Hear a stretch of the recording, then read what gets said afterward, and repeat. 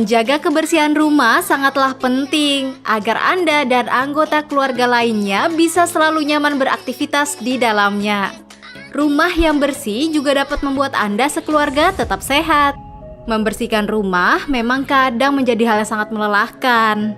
Nah, rutin membersihkan rumah akan menghindarkan kita dari hama yang mengganggu, seperti kecoa, nyamuk, semut, rayap, hingga tikus. Biasanya membersihkan rumah secara menyeluruh dilakukan minimal seminggu sekali. Melihat rumah bersih dan rapi memang membuat hati senang. Namun hati-hati jika kebiasaan bersih-bersih atau berbenah rumah dilakukan secara berlebihan. Apalagi jika dorongan membersihkan rumah muncul karena adanya perasaan akan sakit parah atau celaka jika rumahnya kotor. Bisa jadi ini adalah tanda gangguan kejiwaan. Nah, apakah Anda suka menghabiskan waktu berjam-jam untuk membersihkan rumah? Merasa janggal bila posisi barang sedikit miring? Yuk simak jawabannya di Hidup Sehat hari ini.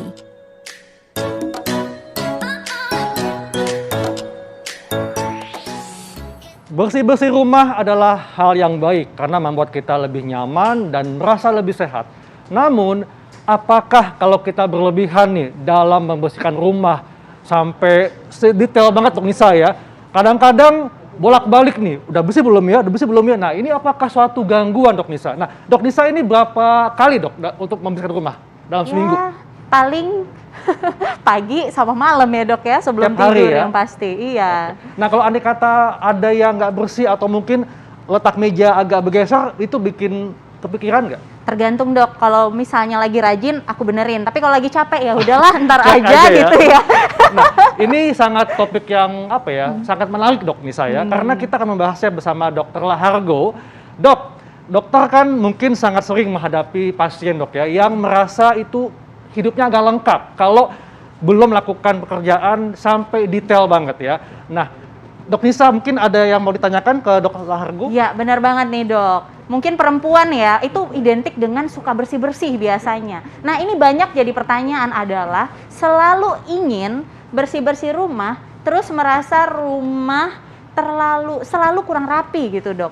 Itu adalah gangguan kejiwaan. Ini fakta atau mitos? Ya, ini bisa menjadi salah satu tanda dari suatu gangguan kejiwaan yang kita sebut obsesif kompulsif gitu ya. Yaitu adalah suatu pikiran obsesif yang muncul. Dia ngerasa kalau dia tidak melakukan pekerjaan tertentu atau bersih-bersih ini bakal terjadi hal yang buruk pada dirinya gitu ya. Itu namanya pikiran obsesif. Baru akan menyebabkan munculnya perilaku kompulsi, yaitu perilaku berulang-ulang seperti tadi, membersihkan berulang-ulang, kemudian menyusun barang harus tepat, presisi, harus pas benar gitu ya. Dan itu sudah menghabiskan waktu yang sangat banyak dan menyebabkan dia tidak bisa mengerjakan pekerjaan yang lain. Relasi dengan orang lain pun jadi terganggu. Orang yang ngelihatnya jadi capek gitu ya. Dan dia jadi nggak bisa mengerjakan pekerjaan-pekerjaan yang harusnya membuat dia bisa lebih produktif. Nah itulah yang kita sebut sebagai obsesif kompulsif. Kalau perilaku yang dilakukan, bersih-bersihnya dalam hal ini sudah terlalu berlebihan dan berkepanjangan. Seperti itu. Jadi memang ada tindakan yang berulang-ulang dan menyebabkan kecemasan Dok ya, kalau misalnya tidak dilakukan berulang-ulang.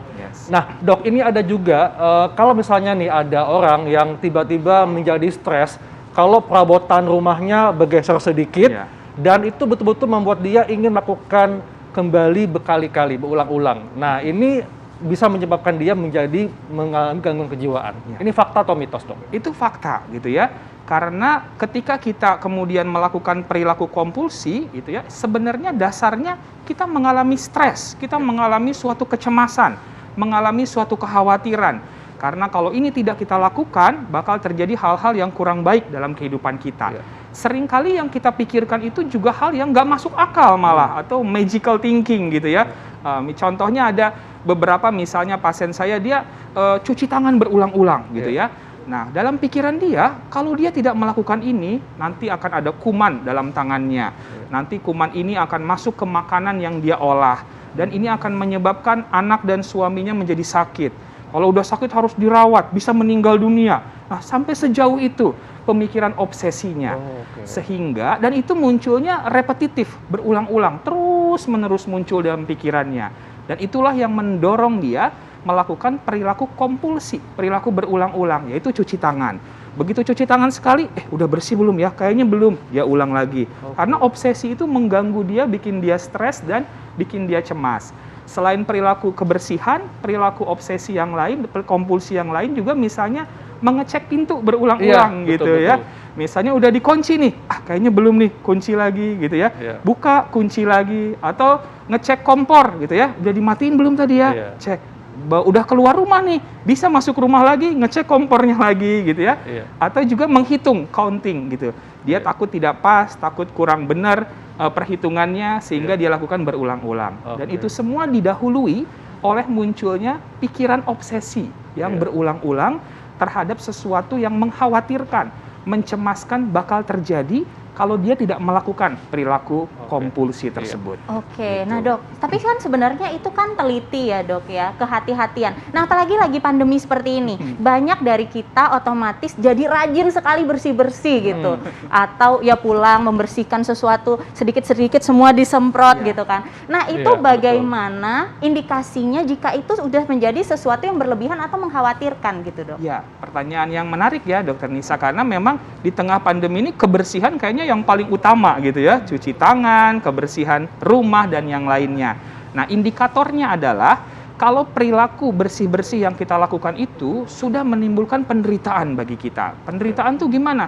Kalau nggak dilakukan dia jadi berdebar-debar lebih kencang, nafasnya jadi pendek, asam lambungnya jadi naik, dia jadi nggak bisa tidur, gelisah mondar-mandir tidak menentu, dan itu bikin dia nggak produktif, nggak bisa bekerja dengan baik. Dan dia perhatian kepada keluarga, anak-anak, suami atau istri menjadi terganggu. Nah, kalau gangguan itu sudah muncul, inilah yang kita sebut gangguan obsesif kompulsif. Ya, jadi ini sudah merupakan suatu gangguan kejiwaan dan perlu diberikan penanganan yang cepat dan tepat. Oke, OCD ya dok ya? OCD, ya. Nah, dok, bagaimana dengan sifat perfeksionis? Jadi ingin segala halnya sempurna, bahkan tidak percaya dengan pekerjaan orang lain. Apakah ini sudah merupakan gangguan kejiwaan? Fakta atau mitos, dok? Nah, hal yang seperti itu kita sebut adalah suatu kepribadian. Nah, kepribadian itu dia terbentuknya bisa dari genetik, pembawaan dari kromosom sifat dari orang tua kita, bisa juga dari lingkungan yang membentuk kepribadian. Dan kepribadian itu sifatnya menetap gitu ya, dan biasanya kita bisa prediksi bakal seperti ini pola kepribadian yang dia tunjukkan. Nah, dalam hal ini ada yang namanya kepribadian obsesif kompulsif. Nah, ini ciri-cirinya adalah orang yang terpaku pada aturan, keteraturan, kemudian tata tertib, dan biasanya kalau ada hal yang tidak sesuai dengan apa yang dia pikirkan yang menjadi standarnya, dia merasa tidak nyaman dan akan berusaha terus untuk membuatnya lebih teratur. Orangnya juga dikenal keras kepala gitu ya. Kalau misalnya ada orang yang melakukan sesuatu nggak sesuai dengan yang dia inginkan, dia akan kritik, akan protes gitu ya, sehingga orang sekitarnya bisa jadi tidak nyaman. Tetapi yang namanya kepribadian sebenarnya adalah usaha seseorang untuk bisa beradaptasi dengan lingkungannya. Dia menjadi orang yang perfeksionis karena dengan seperti itu dia bisa lebih efektif, efisien dalam menjalankan kehidupannya. Dok, tapi bukankah itu bagus dok memiliki sifat yang perfeksionis, yang jadi menginginkan semuanya itu berjalan sebagaimana mestinya? Apakah kan itu sifat yang bagus dok? Betul sekali, Dr. Haikal. Jadi kepribadian itu ada dua, ada yang namanya ciri kepribadian. Nah, ciri kepribadian itu semua orang kita punya, dan itu bagian dari diri kita. Tidak ada yang salah dengan ciri kepribadian. Tapi kalau ada gangguan kepribadian, itu menunjukkan bahwa orang ini tidak fleksibel, rigid dia.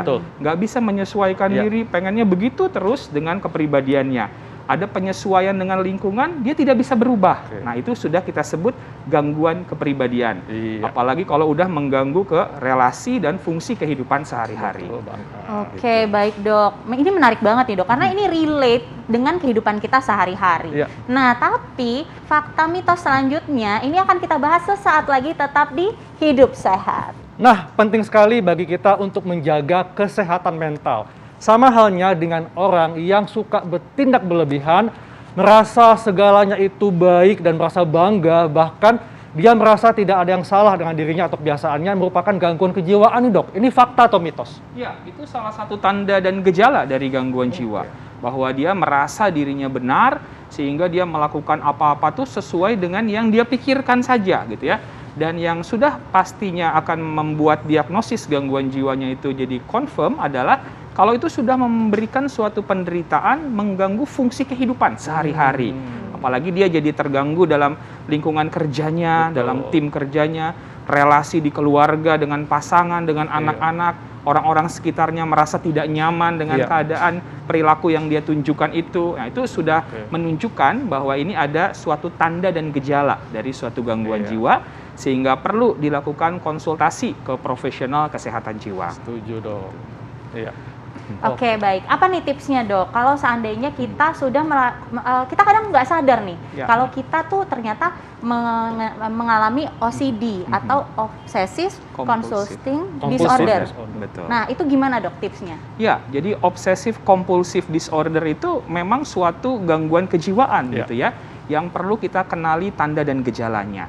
Jadi kalau tadi kita ada muncul gejala-gejala, ada pikiran obsesif yang berulang-ulang berlebihan, takut begini, takut begitu, kalau melakukan sesuatu tuh harus presisi, harus sesuai, dan itu memicu munculnya perilaku kompulsif yang berulang-ulang.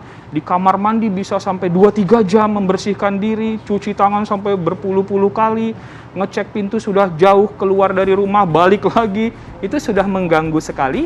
Segeralah coba kita validasi, oke, berarti ada yang kurang pas dengan diri saya. Dan kita tidak usah merasa takut, merasa khawatir yang berlebihan. Karena it's okay not to be okay dengan kondisi kesehatan jiwa kita gitu ya. Setuju. Dan kita coba untuk melakukan regulasi dengan cara cerita kepada orang yang kita percaya, kemudian juga bikin journaling misalnya, menulis, bikin diary, sehingga kita bisa mengekspresikan diri kita, lakukan berbagai teknik misalnya relaksasi, seperti tarik nafas dalam, hembuskan pelan-pelan. Kalau itu belum membantu, tarik tunai dan pergi jalan-jalan. Betul. Setuju banget, Dok. Benar banget. Berarti, Dok, tadi gangguan pada obsessive compulsive disorder itu biasanya 3 ya cirinya ya, Dok. Betul. Melakukan pengecekan ke suatu hal secara terus-menerus, Checking ya. dan melakukan pembersihan gitu ya, bersih-bersih terus, dan juga counting, yaitu kita harus melihat segala sesuatu itu dengan presisi yang pas seperti ini. Baik, Dok, terima kasih informasinya, Dok. Terima kasih, Dok. Wah, nggak terasa ya 1 jam kita sudah membahas semua hal ini, dan saatnya kami pamit. Dr. Haikal, Dokter Tengku Anissa, Indonesia hidup sehat.